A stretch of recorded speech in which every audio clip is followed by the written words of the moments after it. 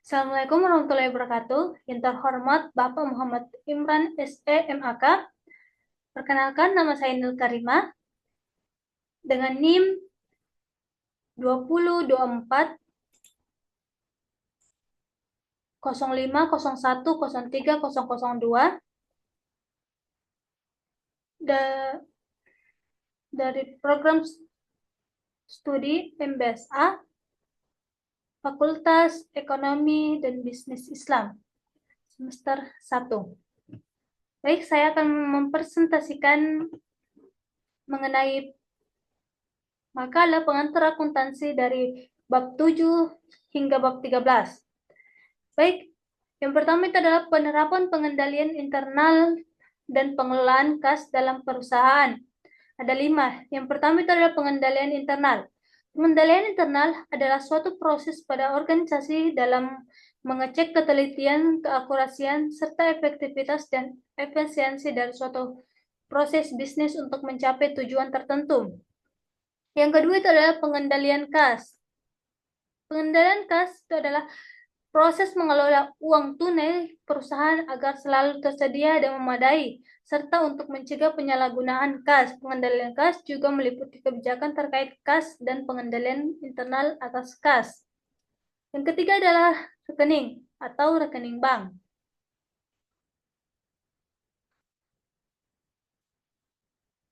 Itu adalah nomor yang digunakan untuk beragam transaksi di bank, mulai dari menabung, mentransfer, menarik dana tunai, hingga pemeriksaan saldo yang dilakukan secara langsung maupun melalui internet.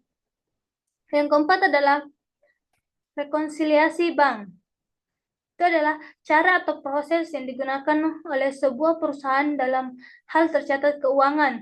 Rekonsiliasi bank bertujuan untuk mencegah dan meminimalisir terjadi transaksi yang dapat dipertanggungjawabkan baik itu dari pihak kas maupun pihak bank. Yang kelima itu adalah dana kas keperluan khusus atau PT Kas.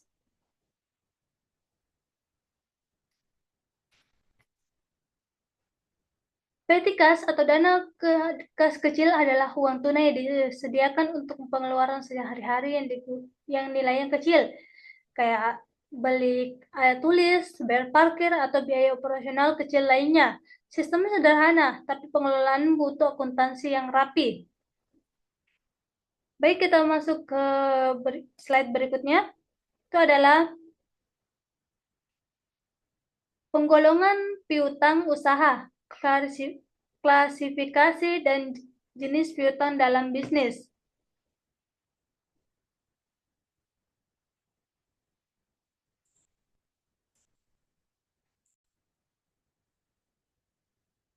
Baik, ada 5 juga. Yang pertama itu adalah penggolongan piutang usaha. Itu adalah klaim yang dimiliki perusahaan terhadap pelanggan akibat penjualan barang atau jasa secara kredit. Piutang usaha dapat diklasifikasikan menjadi 2 kategori utama. Yang pertama adalah piutang dagang dan piutang non-dagang. Yang kedua adalah piutang tak tertagih. Piutang tak tertagih adalah piutang yang tidak dapat ditagih kembali oleh perusahaan. Yang ketiga adalah penghapusan langsung. Metode penghapusan langsung adalah pendekatan di mana perusahaan menghapus piutang yang dianggap tidak tertagih secara langsung pada saat keputusan diambil.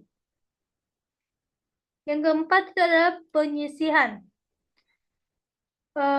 Penyisihan melibatkan pembuatan cadangan untuk menutupi kemungkinan kerugian dari piutang tak tertagih yang dianggap yang di masa depan. Yang kelima itu adalah penghapusan. Penghapusan langsung dapat memberikan dampak besar pada laporan keuangan jika banyak piutang dihapus dalam satu periode. Sedangkan metode penyisihan lebih memberikan gambar realistis tentang potensi kerugian di masa depan. Baik, kita akan ke slide berikutnya.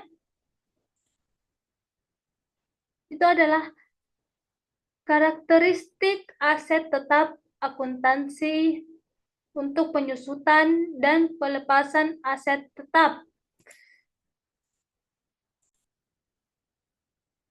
Baik, ada tiga itu. Pertama adalah karakteristik aset tetap. Aset tetap itu adalah aset berwujud yang dimiliki perusahaan yang untuk digunakan dalam operasionalnya dengan jangka waktu lebih dari 1 tahun, seperti bangunan, kendaraan, mesin, dan peralatan.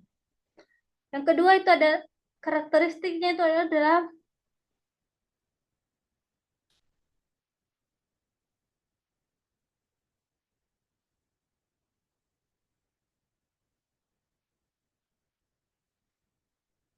baik kita masuk ke penyusutan.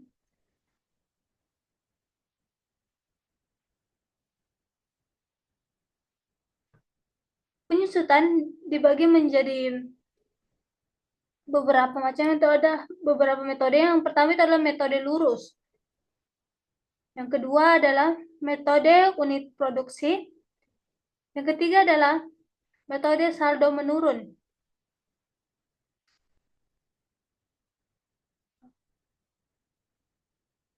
Yang terakhir itu adalah pelepasan aset tetap.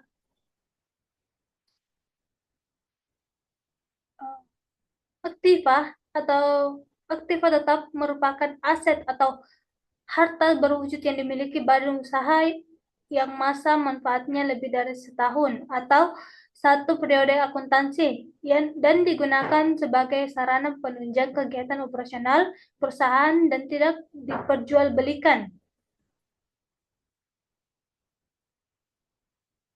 Karena masa manfaatnya yang panjang, aktiva tetap mengalami penyusutan yang dapat mengurangi nilai dari aktiva tersebut, bahkan sampai tak memiliki nilai dan kehilangan kegunaan tersebut. Kemudian kita masuk ke slide berikutnya.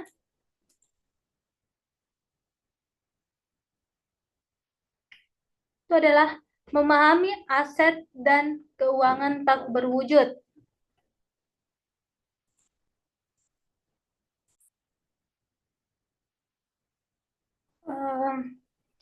Aset tak berwujud adalah aset non-moneter yang tidak memiliki wujud fisik, namun dapat diidentifikasi dan dikendalikan oleh entitas. Kemudian, perusahaan harus mengembangkan strategi yang komprehensif untuk mengelola aset tak berwujud, yaitu perancangan strategi yang mencakup 3 sudut pandang. Itu adalah analisis internal untuk mengetahui peluang dan ancaman.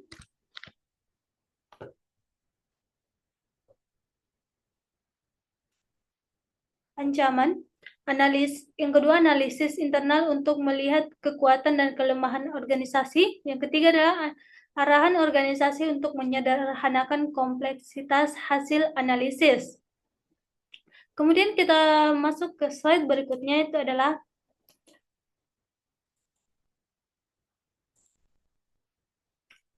liabilitas lancar, gaji, dan pajak penghasilan.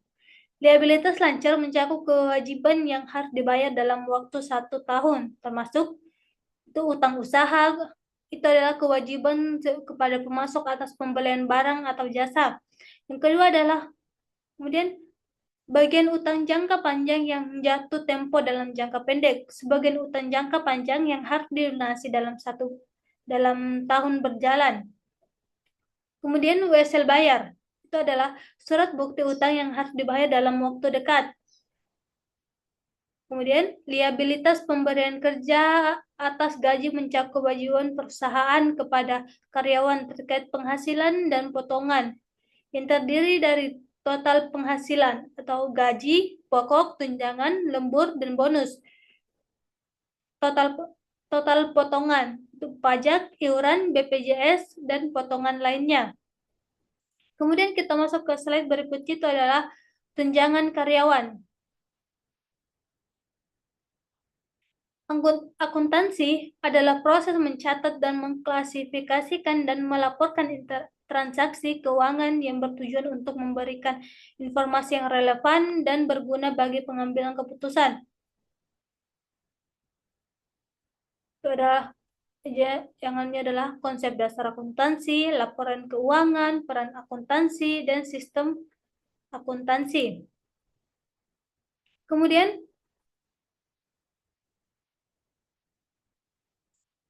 akuntansi perusahaan, perseorangan, persekutuan, dan likuidasi.